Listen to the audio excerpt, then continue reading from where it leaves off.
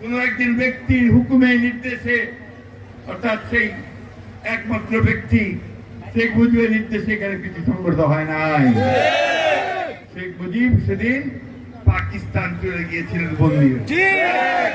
লড়াই করেছে আমাদের দেশপ্রেমিক সৈনিকেরা, সেনাবাহিনীর সদস্যরা, আর সেই সঙ্গে আমাদের সাধারণ মানুষ, তরুণ যুবকেরা, ছাত্ররা ঝাঁপিয়ে পড়েছে, তাই না?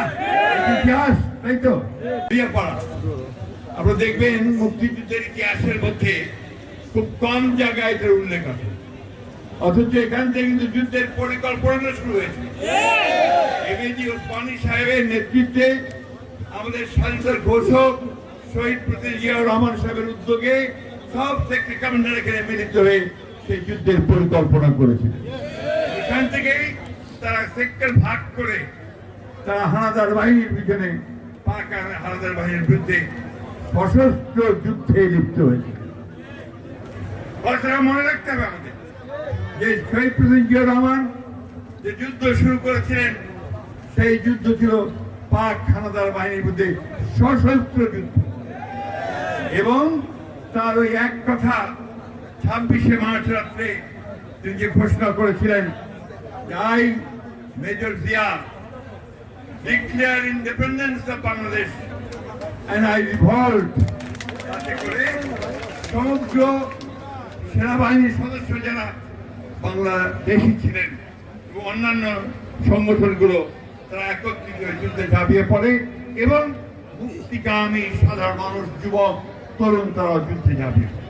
সেই দিন বাংলাদেশের মানুষ একটা কিংকর্তব্য বিমূঢ় হয়ে পড়েছিল 25শে মার্চ রাত্রে, যখন পাক সেনাদার বাহিনী ঝাঁপিয়ে পড়েছিল অসহায় নিরস্ত্র মানুষগুলোর উপর। তখন এই শহীদ জিয়ার সেই কণ্ঠ, সেই নির্দেশ সমগ্র বাংলাদেশের মানুষকে বিদ্যুতায়িত ইলেকট্রিফাইড করে মানুষকে ঝাঁপিয়ে পড়তে। এবং দেখুন, তিনি পরিবারের কথা চিন্তা করেননি। বেগম জিয়া, তার দুই পুত্র, যার একজন এখন আমাদের প্রধানমন্ত্রী তারেক রহমান সাহেব, তাদেরকে রেখে দিয়ে তিনি যুদ্ধে চলে গিয়েছেন। আর আমাদের নেত্রী দেশনেত্রী বেগম খালেদা জিয়া, তিনি প্রথম নারী মুক্তিযোদ্ধা।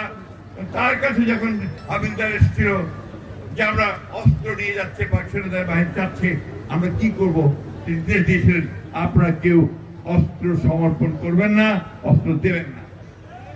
তারপরে আমাদের নেত্রী দেশনেত্রী বেগম খালেদা জিয়া সেখানে কিছুদিন অপেক্ষা করে তার এই শিশু পুত্রকে 2 হাতে ধরে তিনি গোপনে বোরখা পরে তিনি একটা লঞ্চে করে, জাহাজে করে ঢাকায় এসে উপস্থিত হন। এবং তার কিছুদিন পরে তাকে আবার পাক হানাদার বাহিনীরা গ্রেফতার করে সেনানিবাসে জেলখানায় নিয়ে যায়। এটা ইতিহাস। যে কারণে আমি বলেছিলাম যে বাংলাদেশের প্রথম